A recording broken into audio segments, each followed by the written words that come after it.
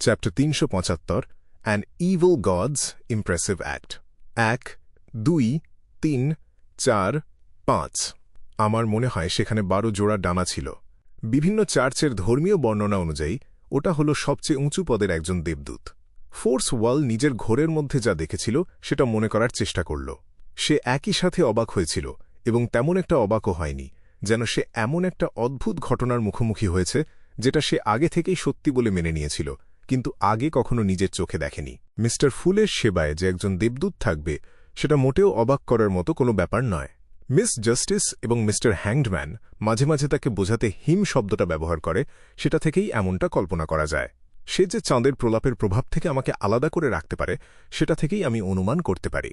তবে আমার অনুরোধ ছিল কেবল মিস্টার লরেন্স নর্ডের ভবিষ্যদ্বাণীতে বাধা দেওয়া। তবুও হি আসলেই একজন দেবদূতকে আমাকে রক্ষা করার জন্য পাঠালো। এটা কি একটু বেশি বাড়াবাড়ি হয়ে গেল না? নাকি এটা তার জন্য খুব সাধারণ একটা কাজ? আরও একটা সমস্যা আছে। দেবদূতের ডানার পালকগুলো কালো কেন? এটা কি অবক্ষয় নাকি ডেথকে নির্দেশ করে? মিস্টার ফুল এর আসল পরিচয় কি? কোনো মহান সত্তা হল এই হি? সে কি সেই ডেথ যাকে নিয়ে গুজব আছে যে সে পেল এরার সময় মারা গিয়েছিল? হি কি ট্যাট গ্যাদারিংয়ের মাধ্যমে আবার পুনর্জন্ম নিতে চায়? ফোর্স ওয়াল হঠাৎ করে একটা দীর্ঘশ্বাস নিল। লরেন্স নর্ড নামের সেই ভদ্রলোক তার ভবিষ্যদ্বাণীর মাধ্যমে তার মধ্যে কোনো ভুল খুঁজে পাবে কিনা সেটা নিয়ে তার আর কোনো মাথা ব্যথাই রইল না। সে যে এরই মধ্যে ট্যাট ক্লাবে যোগ দিয়ে ফেলেছে সেটা বুঝতে পেরে সে বাঁকা হাসল। সে মনে মনে ফিসফিস করে বলল, সম্রাট রোজেল গুস্তাভ যেমনটা বলতো আমি এখন শুধু সেটাই করতে পারি, একবারে একটাই কদম ফেলা উচিত। নিজের ভাবনাগুলো গুছিয়ে নেওয়ার পর ফোর্স ওয়াল আরও একবার খুব বিনীতভাবে মিস্টার ফুলকে ধন্যবাদ জানাল।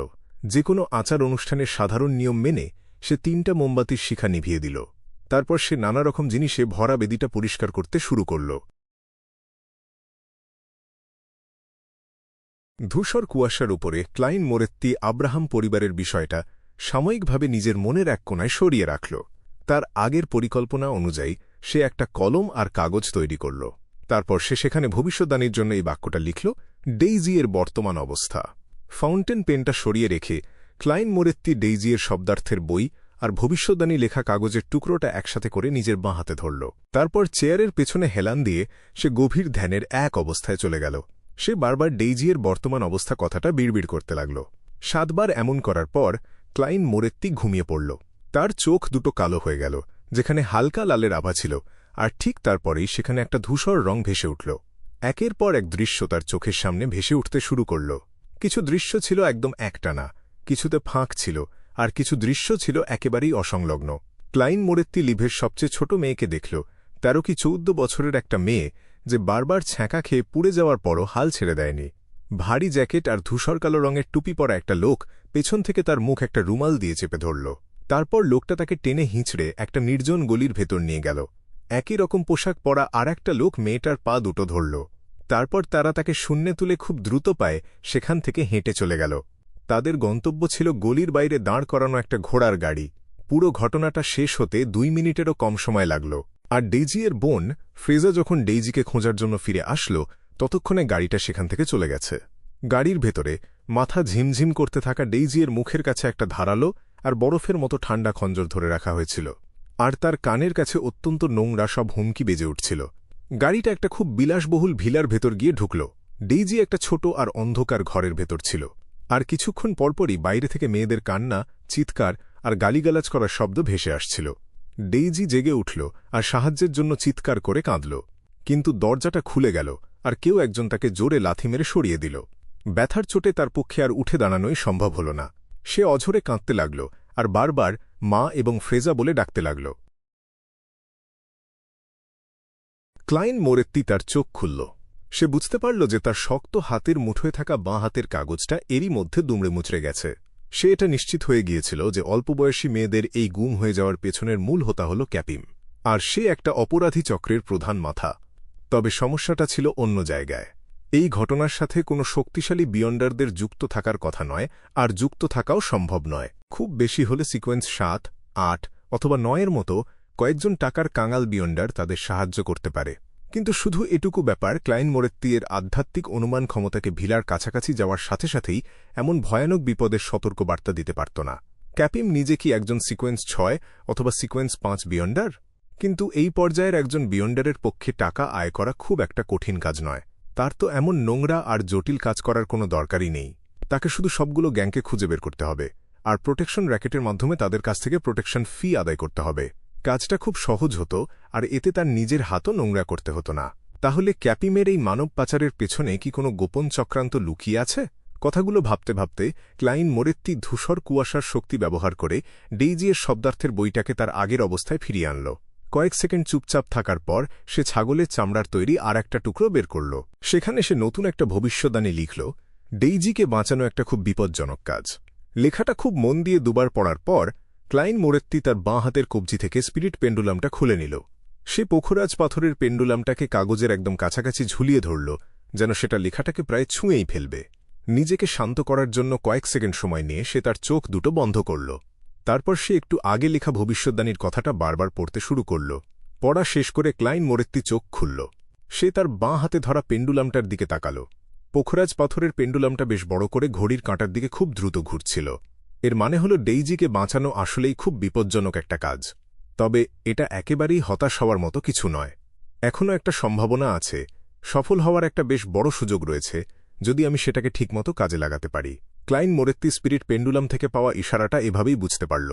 সে চেয়ারের পেছনে হেলান দিল, তারপর চোখ বন্ধ করে নিজেকে নিয়ে মজা করে একটু হেসে বলল, আমি কি ঠিক এমন একটা পারফর্ম করার সুযোগই খুঁজছিলাম না? এটাই তো সেই সুযোগ। একজন জাদুকর হিসেবে আমাকে আরও কঠিন কোনো কাজকে চ্যালেঞ্জ হিসেবে নিতে হবে। তা না হলে আমাকে সবাই শুধু একজন ট্রিকমাস্টার বলবে, জাদুকর নয়। অসম্ভব মনে হওয়া কাজগুলো পুরোপুরি শেষ করা, এমনকি তার ফলাফল যদি কেবল একটা বিভ্রম হয়, সেটাই আমার মনের ভেতর থাকা একজন জাদুকরের আসল রূপ। তবে এটা জাদুকরদের কোনো নিয়ম কিনা সেটা নিয়ে আমার এখনও একটু নিশ্চিত হতে হবে। ক্লাইন মোরেত্তি সেই অনেক পুরনো টেবিলটার কিনারে টোকা দিল আর খুব জলদি নিজের সিদ্ধান্তটা নিয়ে ফেলল। তার কাছে ডেইজিকে বাঁচানো আর ক্যাপিমের সাথে পাল্লা দেওয়ার সবচেয়ে ঝামেলার দিকটা হল সে ক্যাপিমের ব্যাপারে কিছুই জানে না। সে ভিলার ভেতর আর কতজন বিয়ন্ডার আছে, অথবা তাদের সিকোয়েন্স এবং পাথওয়েগুলো কি কি, তার কিছুই জানে না। আর এই কারণেই ক্লাইন মোরেত্তি নির্দিষ্ট করে কোনো প্রস্তুতি নিতে পারছিল না। অথচ একজন জাদুকরের জন্য সবচেয়ে প্রথম নিয়মটাই হল প্রস্তুতি ছাড়া কখনোই কোনো পারফর্ম করতে যাবে না। হঠাৎ করে করা হয়েছে বলে মনে হয়, এমন অনেক পারফরমেন্সের পেছনেও আসলে বেশ বড়সড় প্রস্তুতি থাকে। যেমন ধরো, অনেক দিন ধরে একটানা চর্চা করা অথবা দর্শকদের মনোযোগ অন্যদিকে সরিয়ে নেওয়ার কায়দাকানুন খুব ভালোভাবে আয়ত্ত করা। আমার অনুসারীর জন্য ক্যাপিমের পেছনের খোঁজখবরগুলো জানতে আমি কি মিস জাস্টিসের সাহায্য নেব? ক্লাইন মোরেত্তি তার হাতে থাকা উপায়গুলো নিয়ে খুব গভীরভাবে চিন্তা করল, কিন্তু সে খুব জলদি এই চিন্তাটা বাতিল করে দিল। না, এভাবে আমি খুব খুঁটিনাটি কোনো খবর পাব না। যদিও ক্যাপিম অনেক ক্ষমতাধর আর ধনী মানুষদের সাথে যুক্ত, কিন্তু এটা এমন কোনো বিষয় নয় যা সবার সামনে আনা যায়। মিস জাস্টিস খুব বেশি হলে ক্যাপিমের সাথে যুক্ত থাকা অভিজাত মানুষজন, পার্লামেন্টের সদস্য বা সরকারি আমলাদের ব্যাপারে জানতে পারবে, কিন্তু তার ভিলাতে কতজন বিয়েন্ডার আছে সেটা সে কোনোভাবেই বের করতে পারবে না। আর ভিলার ভেতরের ফাঁদগুলো বা নকশা জানার তো কোনো প্রশ্নই ওঠে না। এই মানুষগুলোর সূত্র ধরে মিস জাস্টিস হয়তো কয়েক সপ্তাহ সময় পেলে আমি যা জানতে চাই সেটা বের করে ফেলতে পারবে, কিন্তু সেটা অনেক বেশি দেরি হয়ে যাবে। ডেইজিকে যতটা সম্ভব তাড়াতাড়ি উদ্ধার করতে হবে। একটু দেরি করলেই খুব বড় কোনো বিপদ ঘটে যেতে পারে। ক্লাইন মোরেত্তিয়ের চোখ দুটো সেই লম্বা ব্রোঞ্জের টেবিলের ওপর দিয়ে ঘুরে এক কোণায় রাখা আবর্জনার স্তূপটার দিকে গিয়ে থামল। তার মাথার ভেতর নতুন একটা বুদ্ধি খেলতে শুরু করল। একদিকে আমি মিস ম্যাজিশিয়ান আর তার বন্ধু মিস শিও দেরেচা কে দিয়ে ক্যাপিমের পেছনের খোঁজখবর নেওয়ানোর কাজটা করাতে পারি। তাদের দুজনের ইস্ট বড় কয়েকটা গ্যাং আর বেশ কিছু বিয়ান্ডারদের দলের সাথে খুব ভালো পরিচয় আছে। অন্যদিকে আমি নিজেই কাজে নামতে পারি। ক্যাপিমের ভিলা থেকে যেসব চাকর বা দেহরক্ষীরা বাইরে আসে, মিডিয়ামশিপ বা আত্মাদের সাথে কথা বলার মাধ্যমে আমি তাদের কাছ থেকে খবর আদায় করে নিতে পারি। নিজের পরিকল্পনাটা পাকা করার পর ক্লাইন মোরেত্তি মিস ম্যাজিশিয়ানের কাছ থেকে সাহায্য নেওয়ার জন্য কোনো তাড়াহুড়ো করল না। সে ঠিক করল যে আগে সে নিজেই কাজটা করার চেষ্টা করবে, যাতে করে সে নির্দিষ্টভাবে এই বিষয়ে আরও অনেক কিছু জানতে পারে। চোখের পলকেই তার শরীরটা ধূসর কুয়াশার উপরে সেই বিশাল প্রাসাদ থেকে মিলিয়ে গেল। দুপুরের খাবারের পর ধূসর কালো একটা টুপি আর মোটা সুতির কোট পরা একটা লোক খুব সাবধানে ক্যাপিমের ভিলার পেছনের দরজা দিয়ে বের হয়ে আসল। সে হেঁটে হেঁটে একটা 4 রাস্তার মোড়ে পৌঁছাল আর ভাড়ায় খাটা একটা ঘোড়ার গাড়িতে গিয়ে উঠল। ইস্ট বড়। সে নিজের মুখের গাঢ় লাল রঙের জন্মদাগটায় হাত বুলিয়ে গাড়ির চালককে নির্দেশ দিল। গাড়িটা চলতে শুরু করল। লোকটা খুব বিরক্ত মুখে জানালার বাইরে তাকিয়ে রাস্তার সুন্দরী মহিলা আর অল্পবয়সী মেয়েদের দেখতে লাগল। ইস, যদি এদেরকেও তুলে নিয়ে যেতে পারতাম। লোকটা বেশ আফসোসের একটা ভঙ্গি করে নিজের মনটাকে উল্টোপাল্টা কল্পনার রাজ্যে ছেড়ে দিল। যখন সে আইরিশ স্ট্রিট থেকে বেশ খানিকটা দূরে চলে আসলো, হঠাৎ করেই সে কেঁপে উঠল, আর তার চোখ দুটো একটু ঘোলাটে হয়ে গেল। সে গাড়ির দেওয়ালে টোকা মেরে চালককে বলল, দাঁড়াও দাঁড়াও, আমি একটা জিনিস ভুলে এসেছি, এখানেই নামিয়ে দাও। গাড়ির চালক এমন ভয়ানক চেহারার একটা লোককে বকাঝকা করার সাহস পেল না। সে কোনো শব্দ না করেই রাস্তার পাশে গাড়িটা থামালো আর লোকটাকে নেমে যাওয়ার সুযোগ করে দিল। গাড়ির ভাড়া হিসেবে 6 পেন্স মিটিয়ে দেওয়ার পর লোকটা যেদিক থেকে এসেছিল সেই দিকেই উল্টো পায়ে কয়েক ডজন মিটার হেঁটে একটা সস্তা হোটেলে গিয়ে ঢুকল। নিজের পরিচয় প্রমাণ করার কোনো রকম দরকার ছাড়াই সে টাকা দিয়ে একটা ঘর ভাড়া নিল। ভেতরে ঢুকে সে দরজাটা তালা না মেরেই একটু ফাঁকা করে খোলা রাখল। তারপর লোকটা একদম ভাবলেশহীন একটা মুখে বিছানার এক প্রান্তে গিয়ে বসল। হঠাৎ করেই তার শরীর থেকে একটা স্বচ্ছ আর মায়াবী আকৃতি আলাদা হয়ে বেরিয়ে আসল। এটা আর কেউ নয়, একজন শ্রমিকের পোশাক পরা ক্লাইন মোরেত্তি ছিল। সে নিজেকে তলব করার পদ্ধতি ব্যবহার করে একটা স্পিরিট বডিতে পরিণত হয়েছিল। তারপর সে এই লোকটার শরীরের সাথে নিজেকে আটকে নিয়েছিল, যাতে করে সে মিডিয়ামশিপ করার মতো সুবিধাজনক একটা জায়গায় হেঁটে চলে আসতে পারে। লোকটাকে অজ্ঞান করে দেওয়ার পর ক্লাইন মোরেত্তি এর আত্মার রূপটা ঘর থেকে গায়েব হয়ে গেল। একটু পরেই দরজায় ধাক্কা দিয়ে সেটা খোলা হল, আর সে তার আসল মানুষের শরীর নিয়ে ঘরের ভেতর হেঁটে ঢুকল। জায়গাটাকে আটকে রাখার জন্য আধ্যাত্মিকতার একটা দেওয়াল তৈরি করে ক্লাইন মোরেত্তি খুব জলদি একটা মিডিয়ামশিপ করার আচার সাজিয়ে ফেলল। এর ফলে অ্যামান্থা গাছের নির্যাস এবং আই অফ দ্য স্পিরিট ওষুধের খুব মোহময় একটা সুগন্ধ চারপাশের বাতাসে ছড়িয়ে পড়ল। নিজের সব প্রস্তুতি শেষ করে সে যখন মিডিয়ামশিপ শুরু করতে যাবে, ঠিক তখনই সে হঠাৎ করে অবাক হয়ে একটা শব্দ করল আর তার কাজ থামিয়ে দিল। সে দেখতে পেল যে বিছানায় অজ্ঞান হয়ে পড়ে থাকা লোকটার আত্মার ভেতর খুব রহস্যময় আর অচেনা কোনো একটা বাধা দেওয়া আছে। যদি সে জোর করে মিডিয়ামশিপ করার চেষ্টা করত, যদিও সেখানে সফল হওয়ার সম্ভাবনা অনেক বেশি ছিল, তবুও সেটা সেই বাঁধনটাকে জাগিয়ে তুলত। আর এর ফলে কোনো না কোনো বিয়ান্ডার এই ঘটনাটা টের পেয়ে যেত। এর ফলে উল্টো শত্রুরা আগে থেকেই সাবধান হয়ে যেত। বিয়ান্ডারদের কি অদ্ভুত একটা শক্তি, খুবই সতর্ক আর অনেক বেশি সাবধানী। ক্যাপিন যেটার সাথে জড়িয়ে আছে সেটা মোটেও কোনো সাধারণ ব্যাপার নয়।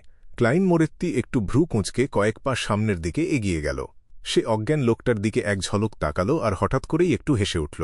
তুমি কি ভেবেছ শুধু এটা দিয়েই তুমি আমাকে থামাতে পারবে? সে খুব জলদি আচার অনুষ্ঠানটা বন্ধ করে দিল। তারপর নিজেকে আবার তলব করে সে নিজের ডাকে সাড়া দিল। কয়েক সেকেন্ড পর সে তার আত্মার রূপ নিয়ে মোমবাতি শিখা থেকে উড়ে বের হয়ে আসল। সে আবার ঘরের ভেতর ভাসতে লাগল। কোনোরকম দ্বিধা না করেই আত্মার রূপ নিয়ে ক্লাইন মোরেত্তি হঠাৎ করে এগিয়ে গেল আর অজ্ঞান লোকটার শরীরের ওপর ভর করল। লোকটা হঠাৎ করে উঠে বসল আর চোখ খুলল। তার চোখমুখ একদম প্রাণহীন দেখাচ্ছিল। সে তার শরীরটা সোজা করল, তারপর পা টেনে টেনে হেঁটে বেদির একদম সামনে গিয়ে দাঁড়াল। এরপর সে খুব নিচু গলায় মন্ত্র পড়ার মতো করে বলতে লাগল, এই যুগের সাথে সম্পর্কহীন মিস্টার ফুল, তুমি হলে ধূসর কুয়াশার উপরে থাকা এক রহস্যময় শাসক। তুমি হলে king of yellow and black, যে সৌভাগ্যের চাবিকাঠি ধারণ করে।